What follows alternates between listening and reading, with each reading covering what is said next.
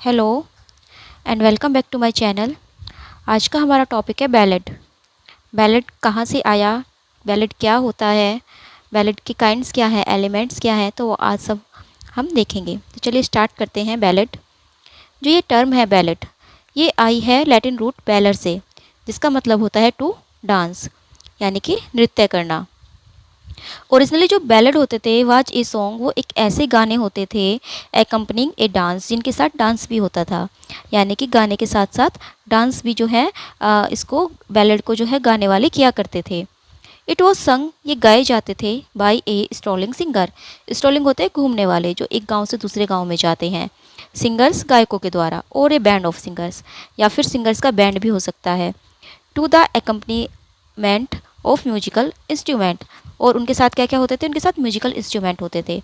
तो यानी कि जो बैलेड थे वो कुछ सिंगर्स होते थे, उनका ग्रुप भी हो सकता था, या फिर एक दो सिंगर होता था जो कि गांव-गांव में घूमकर गाया करते थे, लोगों को एंटरटेन किया करते थे।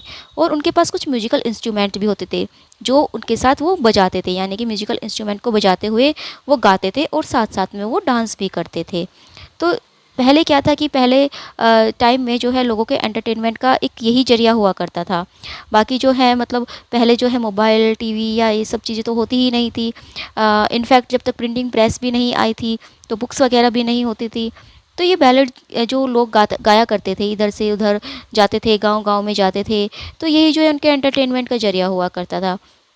लोग जो हैं ये सुनते थे, या फिर वो लोग कोई ड्रामा स्टेज पे प्ले हो रहा हो तो उसको देखने चले गए। तो इस तरह से ही जो है लोग अपना एंटरटेन करते थे। The ballad is a short story of love और एडवेंचर इन वर्ड्स। जो बैलड होती थी वो कोई शॉर्ट स्टोरी होती थी, वो लव की भी हो सकती थी, यानी कि उसमें लव स्टोरी भी दिखा सकते थे, वो सुना सकते थे, या फिर कोई एडवेंचर होती थी, लेकिन इन वर्ड्स पोएम के रूप में ये होती थी। It is one of the most ancient forms of poetry. ये जो है पोइट्री की सबसे ज़्यादा जो मोस्ट एनिसेंट फॉर्म है उनमें से एक है, क्योंकि पहले जो है लोगों को पता ही नहीं था कि ओड क्या होते हैं, सोनेट क्या होते हैं। मतलब पहले तो लोग जो है ऐसे ही गाते थे। तो बैलेड जो है सबसे पुराने फॉर्म में से एक है। Its subjects are deeds than thoughts. जो इसके सब्जेक्ट्स थे, जो इसके मतलब सब्जेक्ट हुआ करते थे जिनके बारे में ये बताते थे, are deeds rather than thoughts, वो विचारों से ज़्यादा जो है उनके कार्यों के लिए होते थे। मतलब जो वह डीड्स करते थे, जो उनके कार्य होते थे, उनके बारे में वो बताते थे, रेदर देन थॉट्स, यानी कि वो कुछ सोचते नहीं थे, कुछ सोच समझ कर नहीं करते थे वो। The deeds of memorable feuds, वो डीड्स कैसे हो सकते थे, वो कोई मेमोरेबल फ्यूड्स हो सकते थे। फ्यूड का मतलब होता है झगड़े, यानी कि कोई मेमोरेबल को याद करने वाला झगड़ा कहीं हुआ हो। थ्रिलिंग एडवेंचर्स, कहीं पर हुआ हो, कोई एडवेंचर हुआ हो जो डराने वाला एडवेंचर होता है। Love and war, the atmosphere is depend with A supernatural touch. और जो एटमोसफेयर होता था उसको मतलब डिपेंड किया जाता था, उसको और गहरा किया जाता था, मतलब यानी कि उसमें एक सुपर नेचुरल टच भी दिया जाता था। वो लोग जो गीत गाते थे उसमें वो सुपर नेचुरल टच भी देते थे, और उसमें वो है कोई मतलब किसी के बारे में भी वो गा सकते थे, किसी भी डीड्स के बारे में वो बताते थे। मेमोरेबल फ्यूड्स हो, थ्रिलिंग एडवेंचर हो, लव के बारे में वो बताते थे, वॉर के बारे में वो बताते थे। तो इस तरह से जो है वो गाँव-गाँव में ऐसे ही गाते हुए घूमते रहते थे। Like the epic, the ballad songs to folk literature belongs to folk literature. जैसे एपिक है, एपिक में भी जो है फोल्क लिटरेचर ही दिखाया जाता था, यानी कि कोई जो पुरानी कहानियाँ हैं उसको ही बताया जाता है। तो इसी तरह जो बैलेड है वो भी जो है फोल्क लिटरेचर से ही बिलोंग करते थे। Originally it was a sort of rural entertainment. जो ओरिजिनली अगर इनको कहा जाए तो ये एक शोट था, ये एक जरिया था ऑफ रूरल एंटरटेनमेंट। रूरल के जो लोग होते हैं, जो रूरल में रहते हैं, जो गांव के जो लोग होते हैं, उनके एंटरटेनमेंट का प्रोवाइडेड, जो प्रोवाइड किया जाता था by company of singers and dancers, उन सिंगर्स और डांसर्स के द्वारा wandering from village to village, जो कि एक गांव से दूसरे गांव में घूमते थे, to earn their living by entertaining villagers. और वो जो है विलेजर्स को एंटरटेन करते थे और अपनी जीविका वो इस तरह से कमाते थे। यानी कि ये एक जो है शॉट हुआ करता था एंटरटेनमेंट का। और कुछ सिंगर्स हुआ करते थे जो गांव-गांव में जाते थे, बैंड के साथ वो जाते थे, या ग्रुप के साथ वो जा सकते थे, या दो चार सिंगर भी अकेले मतलब जा सकते थे। तो वो जो है डांस करते थे, गाना गाते थे, वो विलेजर्स जो होते थे उनको एंटरटेन करते थे, और बदले में जो है विलेजर्स उनको कुछ पैसे दे दिया करते थे, जिससे उनका जो है मतलब वो अपनी लिविंग अर्न करते थे, इससे जो अपनी जीविका वो चलाते थे। मतलब विलेजर्स उनको पैसे दे देते थे या फिर कुछ खाने के लिए कुछ अनाज वगैरह देते थे, तो उससे जो है वो अपना जीवन चलाते थे। They used to perform their art on farms and fields wherever they expected a gathering.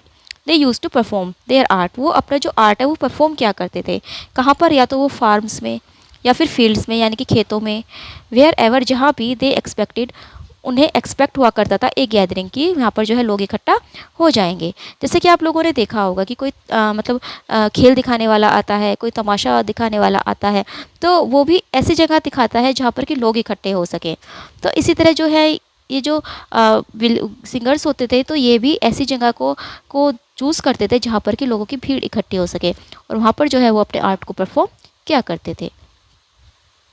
Scots का जो एक वर्क है, lay of the last minstrel, indicates, वो इंडिकेट करता है डेट की the singers were invited to the castle, कि जो सिंगर्स थे उनको कैसल में भी इनवाइट किया जाता था ताकि वो वहाँ पर भी जाकर अपने आर्ट को परफॉर्म कर सके।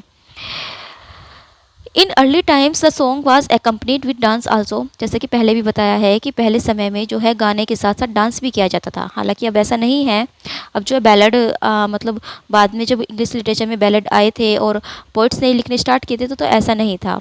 Ballad in itself gives the sense of dancing song, जो बैलेड होते हैं वो अपने आप में ही एक सेंस देते हैं ताकि उस पर डांस किया जा सके, यानी कि अपने आप में ही एक डांसिंग की जो है सेंस उनसे आती है जब हम उनको पढ़ते हैं, उनको गाते हैं।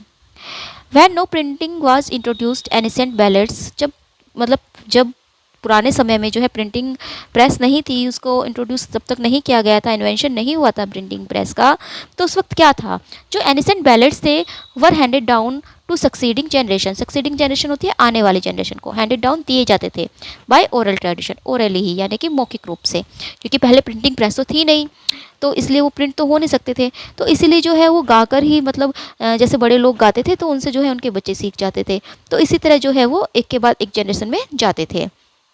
नेचुरली दे passed through many alteration also, और उनमें जो है बदलाव भी हो जाता था, यानी कि जब वो एक जनरेशन से दूसरे जनरेशन में जाते थे तो उनमें जो है कुछ बदलाव भी हो सकता था।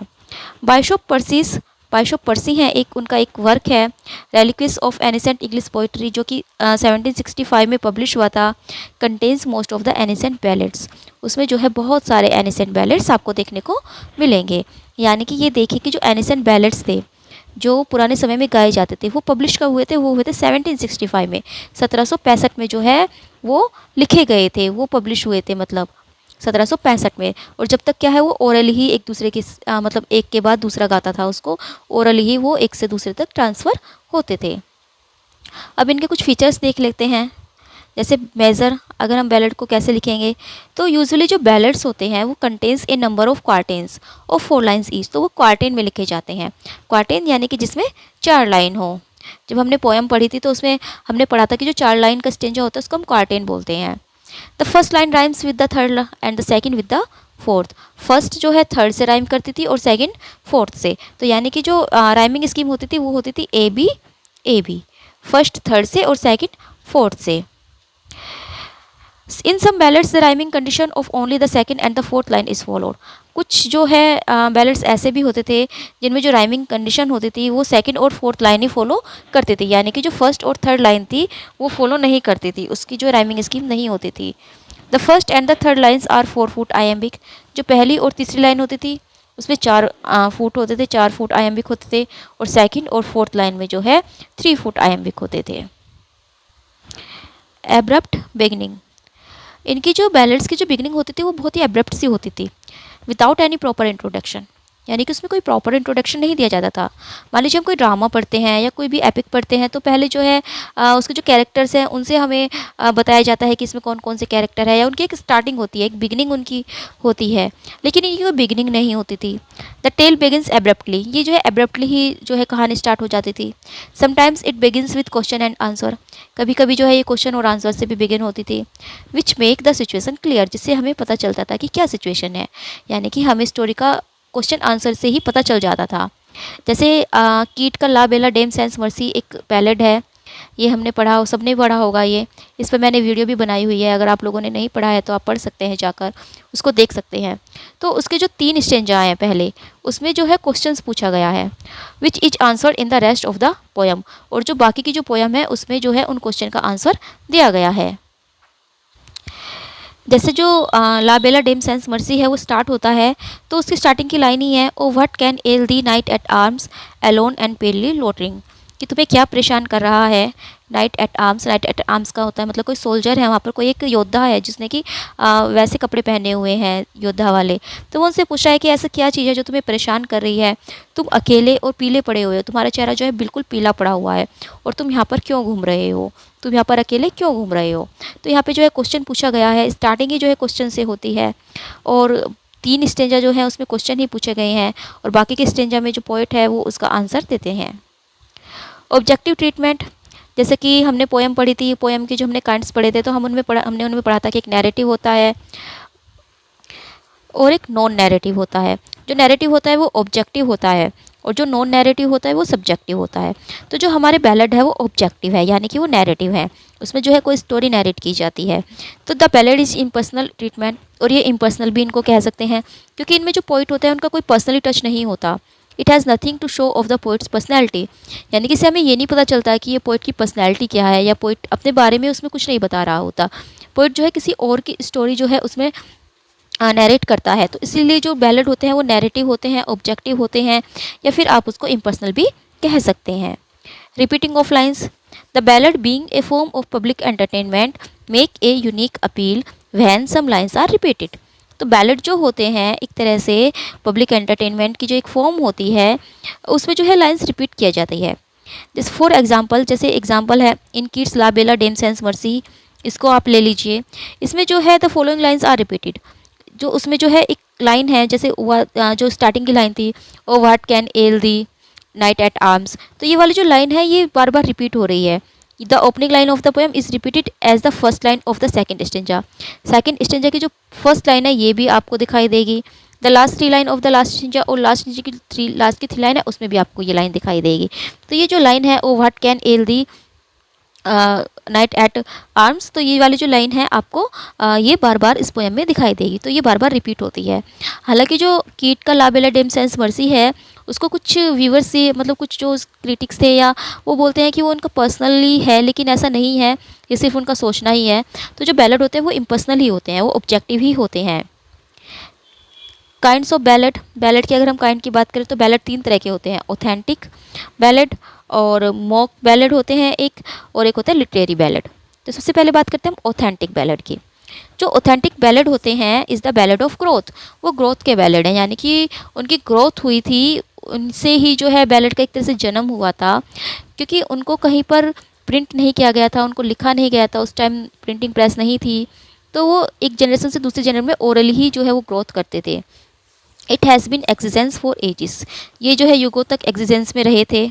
The authorship of this kind of ballad is unknown, इनकी ऑथरशिप जो है वो अननाउन है, क्योंकि उस टाइम प्रिंटिंग प्रेस तो होती नहीं थी, तो किसने ये बैलेड बनाए हैं, किसने ये गाए हैं, तो इनकी जो ऑथरशिप है वो अननाउन है, बस हमें पता है कि हाँ ये बैलेड है। इट वॉज नेवर प्रिंटेड, इन्हें कभी प्रिंट नहीं किया गया।